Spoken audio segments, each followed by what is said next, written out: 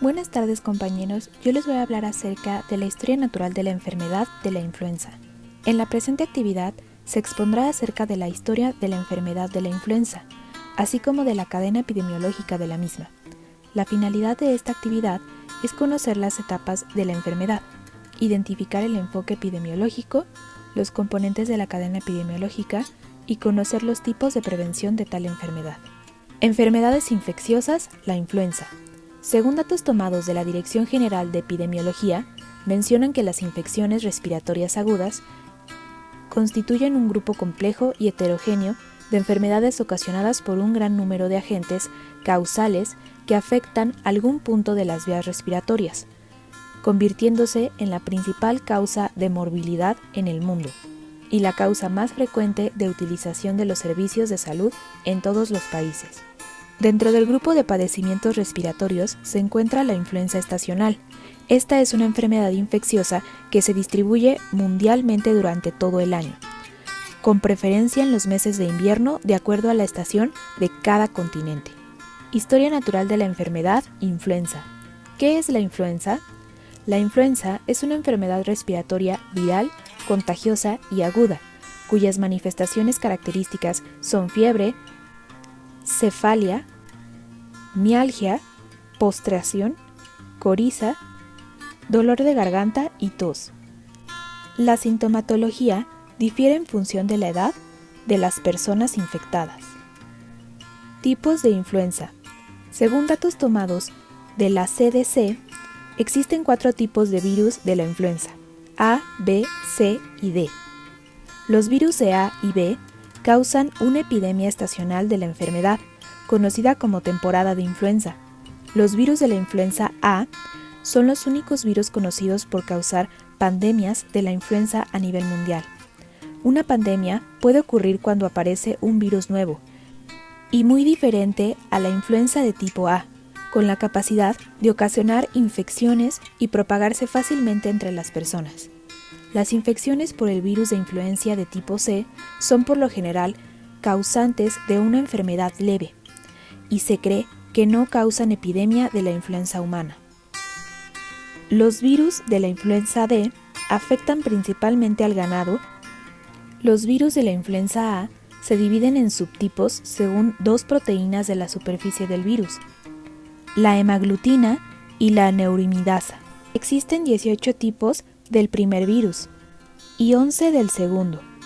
Si bien existen potencialmente 198 combinaciones del subtipo de influenza A, solo han detectado 131 subtipos por naturaleza. Los actuales subtipos de virus de influenza A que circulan habitualmente entre las personas son AH1N1 y AH3N2. Los subtipos de influenza A pueden dividirse en diferentes clados y subclados genéticos. En esta imagen podemos ver los diferentes tipos de virus de influenza estacional en seres humanos. Como vemos, están divididos en lo que son los tipos A y tipos B, que son los que realmente los seres humanos pueden contagiarse de ellos. Y también podemos notar los subtipos, los linajes, los clados y los subclados. Actualmente los virus de influenza AH1N1 en circulación están relacionados con los virus pandémicos AH1N1 que ocurrió en el 2009 aquí en México y que causó una pandemia de influenza. Este virus, científicamente llamado virus H1N1 PDM09 y conocido generalmente como AH1N1 2009, siguió circulando cada temporada desde entonces. Los virus H1N1 han experimentado cambios genéticos prácticamente efímeros y cambios en cuanto a sus propiedades antigenéticas, es decir, propiedades del virus que afectan la inmunidad con el paso del tiempo. De todos los virus de influenza que circulan habitualmente y causan la enfermedad entre las personas, los virus de influenza AH3N2 tienden a cambiar con mayor rapidez, tanto genética como antigenéticamente. Los virus de influenza AH3N2 han formado varios clados independientes y diferentes desde el punto de vista genético en los últimos años que siguen circulando simultáneamente. Esta es la imagen de un árbol filogenético. En un árbol filogenético, los virus relacionados se agrupan en ramas. Los virus de influenza cuyos genes de hemaglutinina comparten los mismos cambios genéticos y un ancestro común, nodo. Son agrupados en clados y subclados específicos. Estos clados y subclados suelen denominarse alternativamente grupos y subgrupos. Esta es la imagen de un virus de la influenza.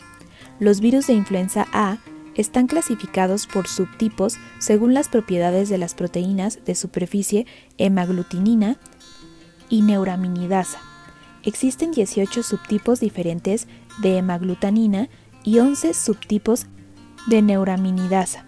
Los subtipos son designados mediante la combinación de las cantidades de H y N. Etapas de las enfermedades. Periodo prepatogénico. Ocurre antes de que se presente la enfermedad. El periodo de incubación del virus de influenza, periodo de contagio, es de 24 horas a 4 días.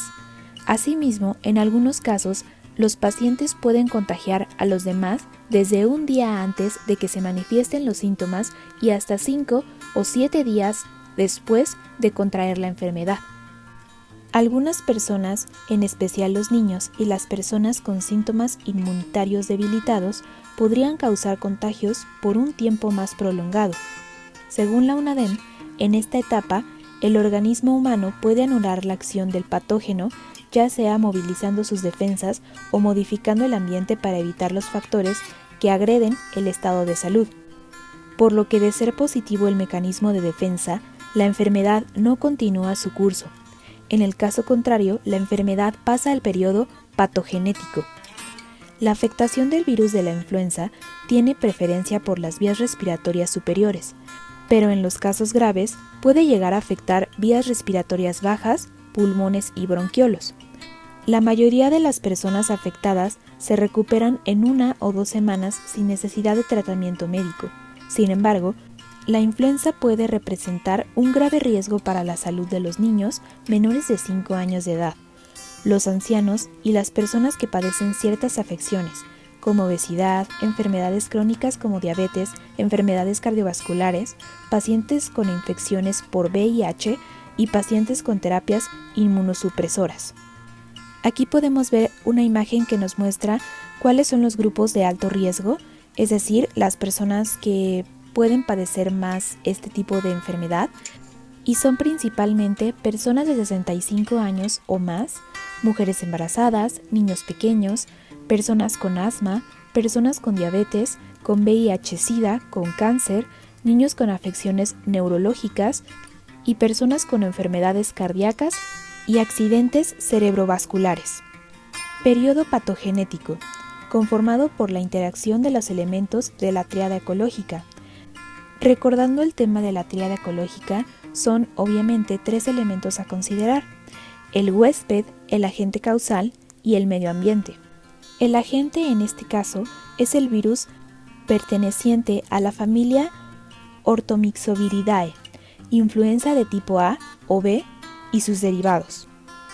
El huésped es principalmente niños, adultos mayores y personas con enfermedades crónicas, es decir, todos los grupos de personas que vimos en la imagen anterior. Y el ambiente es normalmente un clima frío entre noviembre y marzo, y la vía de transmisión es a través de las vías respiratorias. El horizonte clínico, que es la etapa en la que empieza a surgir de forma detectable ciertos síntomas, pues en este caso tenemos los más comunes, según el Centro de Control y Prevención de Enfermedades, son el dolor de cabeza, la fiebre alta, el malestar y la secreción nasal, la tos y estornudos frecuentes, la fatiga, el dolor de garganta, la falta de energía y en algunas personas se suelen presentar vómitos y diarrea, aunque esto es más común en los niños que en los adultos. Cabe destacar que el periodo patogenético está compuesto de 2 etapas, la subclínica y la clínica.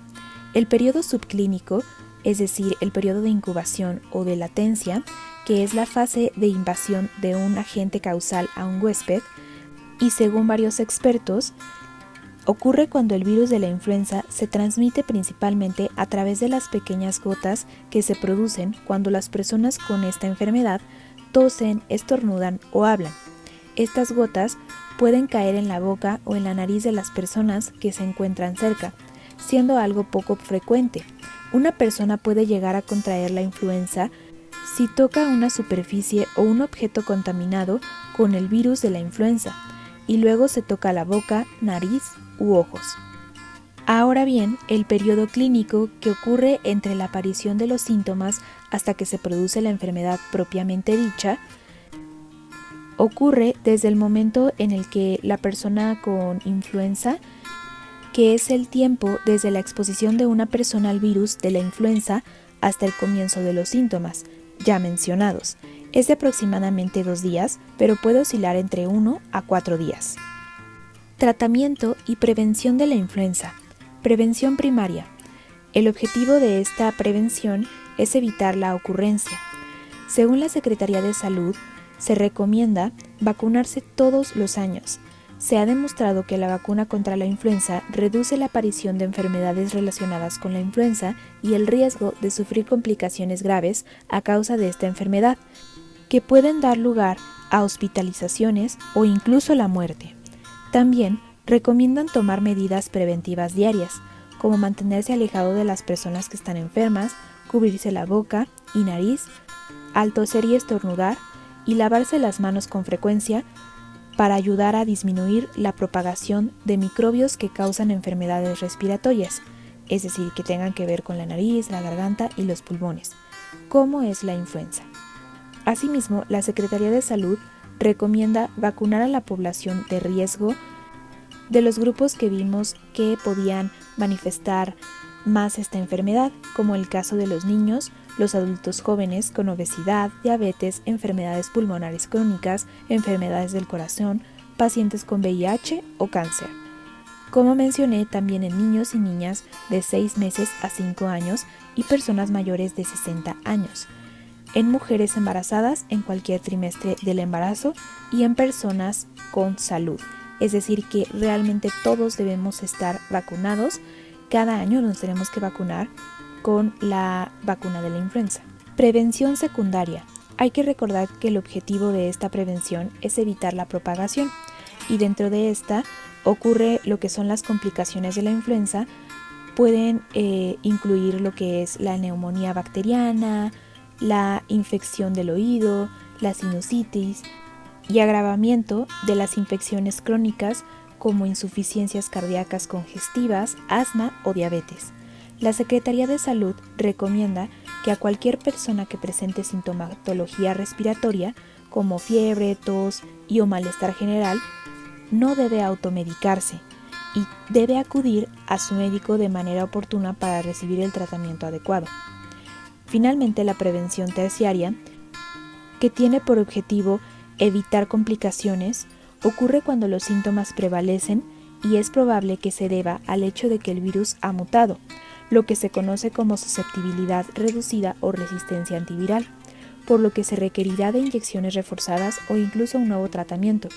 El objetivo principal de este tipo de prevención es evitar la neumonía, la cual suele ser la principal causa de muerte si la influenza se agrava. Según la CDC, estos son los síntomas que indican que la enfermedad de influenza ha mutado. En los niños podemos ver que la respiración es acelerada y tienen problemas para respirar. También vemos la coloración azulada en sus labios o el rostro, se expande la caja torácica al respirar, hay un dolor en el pecho, dolor muscular intenso, el niño se rehúsa a caminar por el dolor, se encuentra deshidratado, no orina por más de 8 horas y tiene la boca seca y llora por eso, y cuando llora no salen lágrimas, no está alerta ni interactúa cuando está despierto, presenta convulsiones, fiebre por encima de los 104 grados Fahrenheit. En el caso de los niños menores de 12 semanas, cualquier cuadro febril, fiebre o tos que empeora con el tiempo y agravamiento de infecciones crónicas. Y en los adultos, los síntomas suelen ser dificultad para respirar o falta de aire, dolor o presión constante en el pecho o abdomen, mareos persistentes, confusión, dificultad para estar despierto, convulsiones, no orinar, dolor muscular intenso, debilidad o inestabilidad intensa, fiebre o tos que empeora y agravamiento de las afecciones crónicas. En esta imagen elaboré la cadena epidemiológica de la influenza, empezando por lo que es el agente causal, que en este caso es un virus, el virus de la influenza, ya sea de tipo A o B. Después tenemos lo que es el reservorio, que es un agente infeccioso que viene de agentes infecciosos de humanos y animales como cerdos o aves, por lo que conocemos, por ejemplo, la gripe aviar o la influenza porcina. Después tenemos lo que es la puerta de eliminación o salida, que es a través de las vías respiratorias. Luego tenemos lo que es el modo de transición del agente, que la transición suele ser de manera directa, de persona a persona o de animal a persona, y la transmisión también puede ser indirecta por vía aérea, por núcleos goticulares, que vimos que era algún caso que podía ser cuando te cae un poco de saliva en lo que son los ojos o la boca y te puedes infectar. Luego está la puerta de entrada, que es a través de las vías respiratorias, al igual que lo que fue la puerta de salida o eliminación. Y finalmente tenemos la susceptibilidad del huésped, que es en seres humanos sanos y en animales sanos. Cabe destacar en esta parte que, como vimos en una de las imágenes, existen ciertas personas, por ejemplo los niños y los adultos mayores, mujeres embarazadas, etc., que también es más probable que se contagien de esta enfermedad. Como conclusión, considero que esta actividad me sirvió para conocer la historia de la enfermedad de la influenza, así como sobre su cadena epidemiológica y los elementos de su tríada ecológica.